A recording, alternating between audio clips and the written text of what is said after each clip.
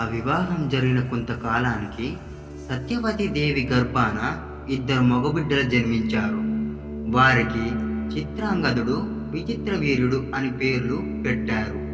అయితే వీళ్ళు చిన్న వయసులో ఉండగానే శంతనుడు అనారోగ్యం కారణంగా మరణించాడు. దానితో భీష్ముడు రాజ్యభారాన్ని, కుటుంబ బాధ్యతలను తనపై వేసుకున్నాడు. భీష్ముడు తను చేసిన ప్రతిజ్ఞకు కట్టుబడి శంతనుడు మరణించిన తర్వాత కూడా సింహాసనాన్ని అధిష్ఠించలేదు. భీష్ముడు ఎప్పుడూ సత్యవతి దేవిని తన సవతి తల్లిగా, చిత్రాంగదుడు, విచిత్ర వీరులను తన సవతి తల్లి బిడ్డలుగా ఒక్కసారి కూడా భావించలేదు. తన తమ్ముళ్లకు తనే తండ్రిలా మారి వారిని పెంచి పెద్ద చేశాడు. చిత్రాంగదుడు, విచిత్ర వీరుడు యువకుడి వయసు వచ్చిన తర్వాత భీష్ముడు వారిద్దరిలో పెద్దవాడైన చిత్రాంగదుడికి హస్తినాపుర యువరాజుగా పట్టాభిషేకం చేశాడు. కానీ చిత్రాంగదుడు అహంకారి. తన పేరే కలిగిన చిత్రాంగదుడు అనే మరొక గంధర్వరాజుతో ద్వంద్వ యుద్ధం చేసి మరణిస్తాడు. చిత్రాంగదుడు మరణించడంతో భీష్ముడు సత్యవతి దేవి యొక్క రెండవ కుమారుడైన విచిత్ర వీరుడిని హస్తినాపురానికి యువరాజును చేస్తాడు. కానీ విచిత్ర వీరుడు హస్తినాపుర మహాసామ్రాజ్యాన్ని పరిపాలించేంత సమర్థుడు కాదు. విచిత్ర వీరుడు సింహాసనంపై కూర్చున్న రాజకార్యాలు అన్ని భీష్ముడే చూస్తూ ఉండేవాడు. భీష్ముని సారథ్యంలో హస్తినాపుర రాజ్య వైభవం అనేక రెట్లుగా పెరిగింది. భీష్ముడి పేరు ప్రఖ్యాతులు భూమండలమంతా మారుమోగుతున్నాయి. అయితే కాశీరాజు తన ముగ్గురు కుమార్తెలు అయిన అంబ, అంబిక, అంబాలికలకు వివాహం జరిపించాలని స్వయంవరాన్ని ఏర్పాటు చేశాడు. ఆ ముగ్గురు కన్యలు అత్యంత సౌందర్య రాశులు. వారిని వివాహం చేసుకోవడం కోసం అన్ని రాజ్యాల నుండి రాజులు, యువరాజులు స్వయంవరానికి వచ్చారు. ఈ విషయం భీష్ముడికి తెలిసి ఆ ముగ్గురు కన్యలను తన తమ్ముడైన విచిత్ర వీరుడికి ఇచ్చి వివాహం చేయాలని నిర్ణయించుకొని తను కూడా ఆ స్వయంవరానికి బయలుదేరాడు. ఇక భీష్ముడు కాశీ రాజ్యానికి చేరుకొని ఆ స్వయంవర సభలో ప్రవేశించి కాశీరాజు కుమార్తెలైన ముగ్గురు కన్యలను తన రథంపై ఎక్కించుకొని స్వయంవరానికి వచ్చిన రాజులందరి వైపు చూస్తూ, ఈ కన్యలు క్షత్రియ వివాహం ప్రకారం హస్తినాపుర యువరాజు అయిన నా తమ్ముడు విచిత్ర వీరుడికి ఇచ్చి వివాహం జరిపించడానికి తీసుకువెళ్తున్నాను.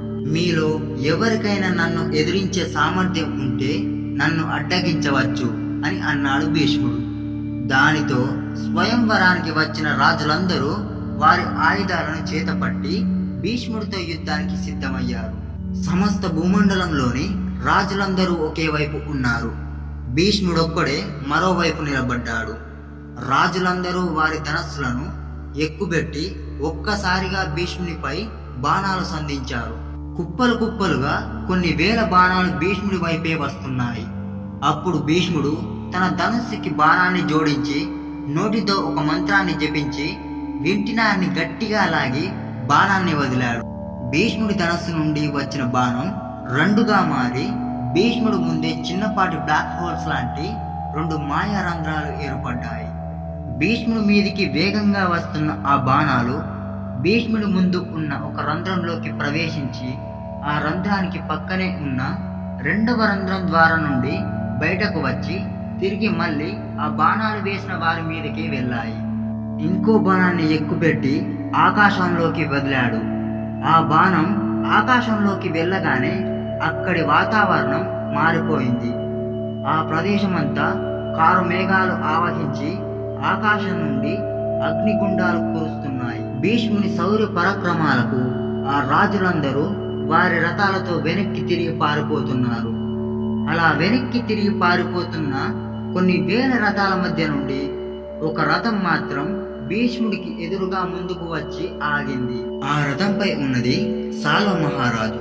ఇంత జరిగినా సాల్వుడు భీష్ముడిని అడ్డగించడానికి ప్రయత్నించడం వెనుక ఒక కారణం ఉన్నది. కాశీరాజు ముగ్గురు కుమార్తెలలో పెద్ద కుమార్తె అయిన అంబ, సాల్వుడు ఇంతకు ముందే ప్రేమించుకున్నారు. స్వయంవరంలో అంబ సాల్వుడి మెడలో వరమాల వేసి అతనిని భర్తగా స్వీకరించాలని ఎన్నో ఆశలు పెట్టుకుంది. వాళ్ళు అనుకున్నది జరిగే సమయానికి ఎవరు ఊహించని విధంగా భీష్ముడు అక్కడికి వచ్చి అక్కడి రాజులకి సవాలు విసిరి ఈ కన్యలను తీసుకొని వెళ్తున్నాడు. సాల్వుడు తన రథంపై నిలబడి తన ముందు ఉన్న భీష్ముడితో, గంగాపుత్ర భీష్మ, ఈ రోజు నీకు ఈ సాల్వుడి శక్తి ఏంటిదో రుచి చూపిస్తాను. నేను వేసే బాణం పరంపరతో నిన్ను మూర్చపోయేలా చేస్తాను అని సాల్వుడు తన మాట పూర్తి చేసేలోపే భీష్ముడు తన ధనస్సు నుండి ఒక బాణాన్ని బయటికి వచ్చి సాల్వుడి చేతిలోని ధనస్సును విరగ్గొట్టింది. సాల్వుడు మరో ధనస్సు తీసేలోపే భీష్ముడు సాల్వుడి మీదకి మరో బాణాన్ని సంధిస్తాడు. ఆ బాణం 3 బాణాలుగా మారి సాల్వుడి రథసారికి తగిలి సాల్వుడి రథంపై ఉన్న జెండాను, అతని తలపై ఉన్న కిరీటాన్ని నేలరాలుస్తుంది. ఇక సాల్వుడు అవమానంగా భూమిపై పడి ఉన్న తన కిరీటాన్ని చూసి తిరిగి భీష్ముని వైపు చూసేలోపే భీష్ముడి ధనస్సు నుండి ఇంకో బాణం వచ్చి సాల్వుడి రథానికి తగిలి ఆ రథం కుప్పకూలి రథంపై నిలబడి ఉన్న సాల్వుడు నేలపై పడిపోతాడు. ఇలా స్వయంవరానికి వచ్చిన రాజులందరినీ జయించి కాశీరాజు 3 కుమార్తెలను తీసుకొని భీష్ముడు హస్తినాపురానికి చేరుకున్నాడు.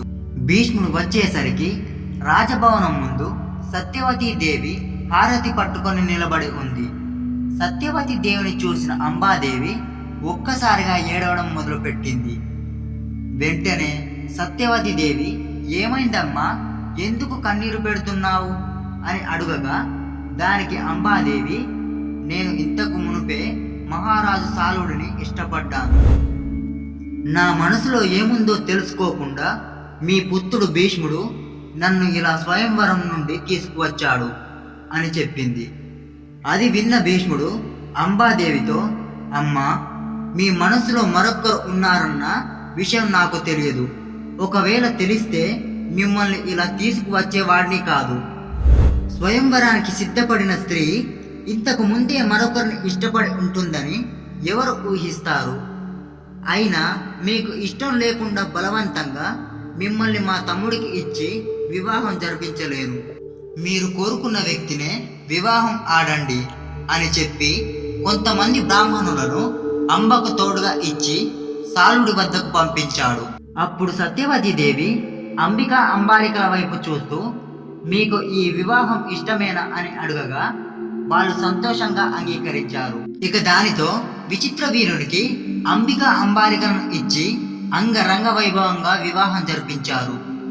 అయితే మరుసటి రోజు ఉదయం ఎవరు ఊహించని విధంగా అంబాదేవి తిరిగి హస్తినాపుర రాజ్యసభలో అడుగుపెట్టింది. అంబని చూసిన భీష్ముడు సత్యవతి దేవి ఆశ్చర్యపోయారు. దానితో భీష్ముడు, మళ్ళీ ఎందుకు వచ్చావు అని అడుగగా అంబాదేవి ఇలా చెప్పింది. తన ముందుకు వచ్చిన అంబను చూసి సాల్వుడు, అంబతో ఎందుకు వచ్చావు అని అడిగాడు. దానికి సమాధానంగా అంబ సాల్వుడి వైపు చూస్తూ, మన ప్రేమ విషయం భీష్ముడికి చెప్పగా అతడు దయతో నన్ను నీ వద్దకు పంపించాడు. ఇక మనకి ఏం అడ్డం లేదు, మనం ఈ క్షణమే వివాహం చేసుకుందాం అని అంబాదేవి అంది. అప్పుడు సాల్వుడు, భీష్ముడు స్వయంవరానికి వచ్చిన రాజులందరినీ జయించి నిన్ను గెలుచుకున్నాడు. ఒక క్షత్రుడిగా వేరొకరు దయతో దానం చేసిన స్త్రీని నేను వివాహం చేసుకోలేను. ఇక్కడి నుండి వెళ్ళిపో అని అన్నాడు. ఆ మాటలకు అంబ మనసు ముక్కలైంది. రాజ్యసభలో అంబ భీష్ముడికి జరిగిన విషయమంతా ఇలా చెప్పింది. దానికి భీష్ముడు అంబాదేవితో, అమ్మా, స్వయంవరం నుండి మిమ్మల్ని తీసుకువచ్చినప్పుడే మీరు విచిత్ర వీరునితో వివాహానికి ఒప్పుకొని ఉంటే మీరు ఈ హస్తినాపురానికి మహారాణి అయ్యేవారు. కానీ ఇప్పుడు సమయం మించిపోయింది అని అన్నాడు.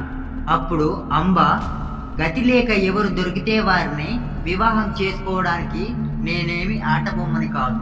స్వయంవరంలో రాజులందరినీ ఓడించి నేను ప్రేమించిన వాడిని నాకు కాకుండా చేసిన నువ్వే నన్ను వివాహం చేసుకోవాలి అని అంది. దానికి భీష్ముడు, నేను ఆజన్మంతం బ్రహ్మచర్య వ్రతాన్ని పాటిస్తాను అని ప్రతిజ్ఞ చేశాను. నేను మిమ్మల్ని వివాహం చేసుకోలేను అని సమాధానం ఇచ్చాడు. అప్పుడు అంబ, ఈ విషయం నాకు తెలుసు, కానీ ఇప్పుడు ఆ ప్రతిజ్ఞను తప్పవలసిన సమయం ఆసన్నం అయింది అని అంది. అప్పుడు భీష్ముడు, సూర్య చంద్రుల గతులు తప్పవచ్చునేమో, కానీ ఈ భీష్ముడు చేసిన ప్రతిజ్ఞను ఎన్నడూ తప్పడు అని గర్వంగా పలికాడు. దానితో అంబాదేవి కోపంగా, నువ్వు ఏ శక్తి సామర్థ్యాలను చూసి మిడిసి పడుతున్నావో ఆ గర్వాన్ని అనగదొక్కడానికి మళ్ళీ తిరిగి వస్తాను అని చెప్పి ఆ సభను వదిలి వెళ్ళిపోయింది. ఈ సమస్త భూమండలంలో భీష్ముడిని ఎదిరించి అతడికి తగిన బుద్ధి చెప్పగల సమర్థుడు స్వయాన భీష్ముడు గురువైన పరశురాముడు ఒక్కడేనని నిర్ణయించుకొని అంబాదేవి పరశురాముడి దగ్గరికి బయలుదేరింది. ఈ వీడియో నచ్చితే లైక్ చేయండి భయ్య. సబ్స్క్రైబ్ చేయడం మాత్రం మర్చిపోకండి. చాలామంది చూస్తున్నారు కానీ సబ్స్క్రైబ్ చేసుకోవడం లేదు.